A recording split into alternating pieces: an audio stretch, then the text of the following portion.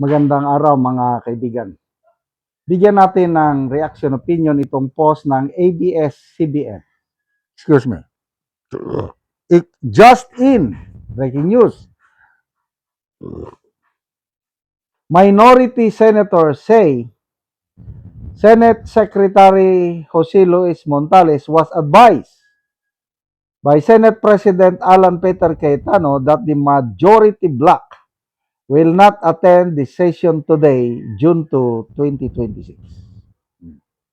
Yan po ang caption, no? Majority bloc to skip Senate session.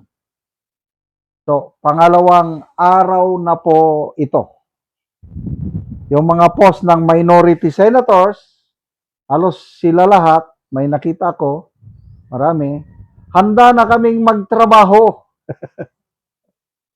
Parang pinapakita nila ang sipag nilang magtrabaho.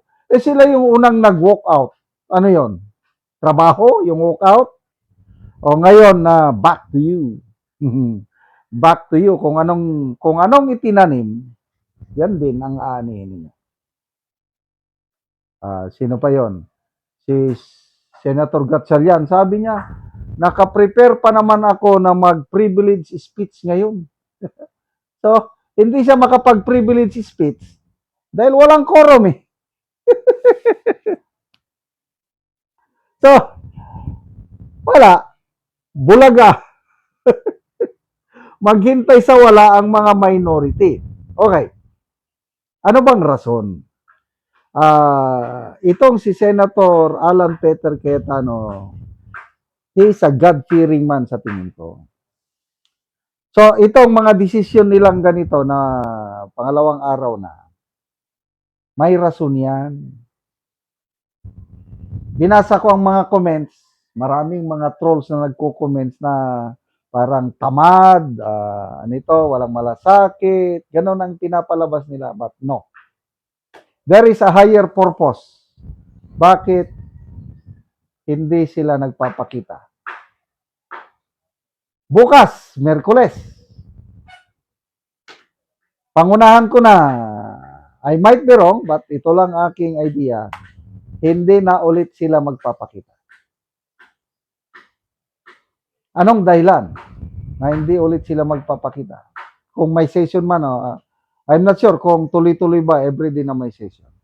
Ang pinaghahandaan ng majority, yung Blue Ribbon hearing sa Huwebes.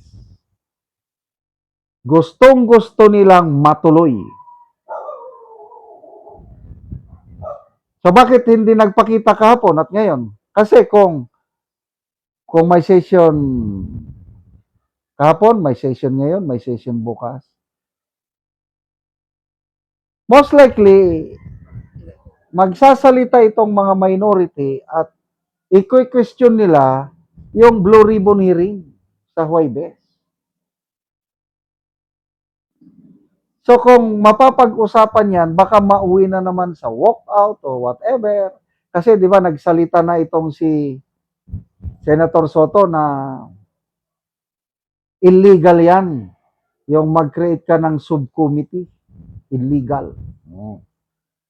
And then, kahapon, may disturbing balita kasi yung summon o imbitasyon ng Blue Ribbon Committee sa Brave 18 Marines biglang binawi. Nakakalungkot kanina umaga yung post ni Attorney Baligod, binawi. Ngayon, paglilinaw na Attorney Baligod na nag-aalala ang leadership ng Brave 13, baka may gagawin pang hindi maganda laban sa mga majority senators, kaya nag-iingat. At later on, mayroon ng go signal na tuloy na. Yung binawi na imbitasyon, resolve na yun kasi it will now be Senator Marcoleta's subcommittee who will issue the summon or invitation sa Brave 13 Marines. So, resolve na yun. Tuloy na ang hearing sa Thursday. Kaya huwag kayong magtaka mga kaibigan, diskarte lang ito. Wise move. Wisdom. Para walang magawa ang mga minority senators na tutulan sa session hall. Oh, di ba? Di nakatunga nga sila doon. Sige, minority, mag-session kayo diyan. Wala naman silang quorum. 11 lang sila. So na back to you sila eh. Kasi nung nag-walk out sila, kailan ba yung nag-walk out? Umalis sila dahil walang quorum. O ngayon na gagawin din sa kanila balik, irereklamo sila.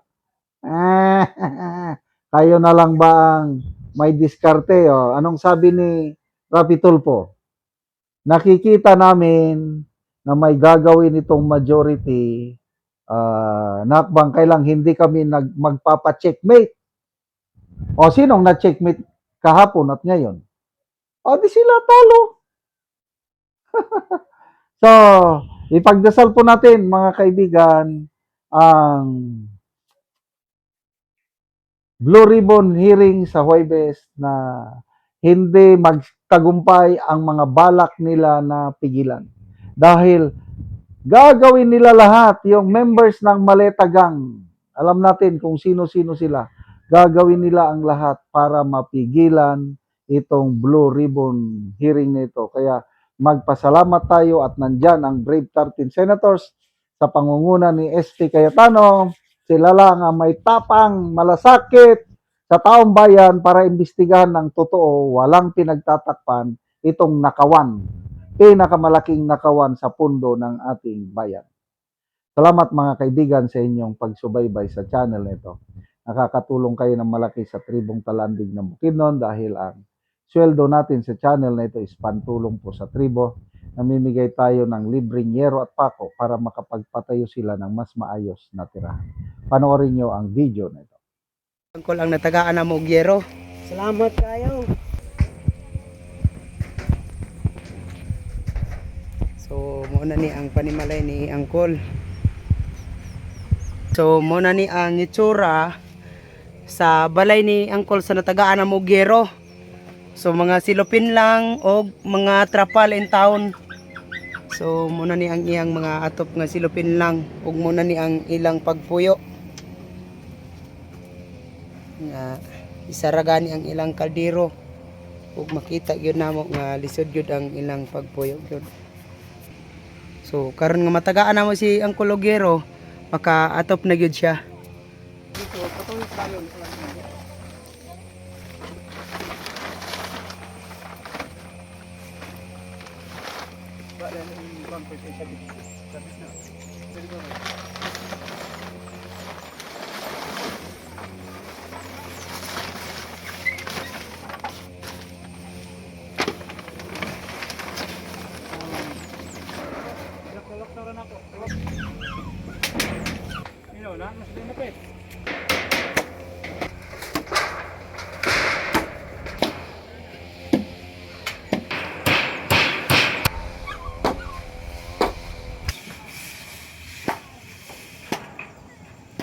O karon human na gyud sa pag-atop, so napulian na gyud tong atop ilang ante og angkol nga mga silupin lang og karon maayo na gyud nga tan-awon. So gawas nga nabalayan sila, naapod mi ihatag sa ilaha.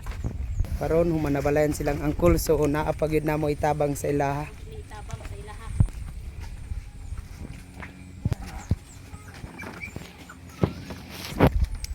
So muna ni anti nga gasa nga mong ihatag sa inyo anti nga tabang. So abri anti. So muna na ang tabang ilang anti ni Angkol. Para nga makita po ninyo ang sulod. Salamat din kayo. Mga plato, sudan, noodles, kape, gata, bugas.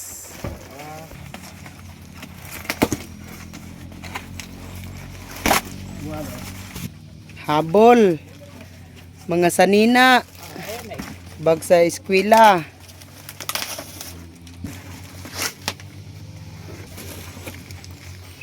mga gamit, mga sanina. Sige, salamat Col. Sige.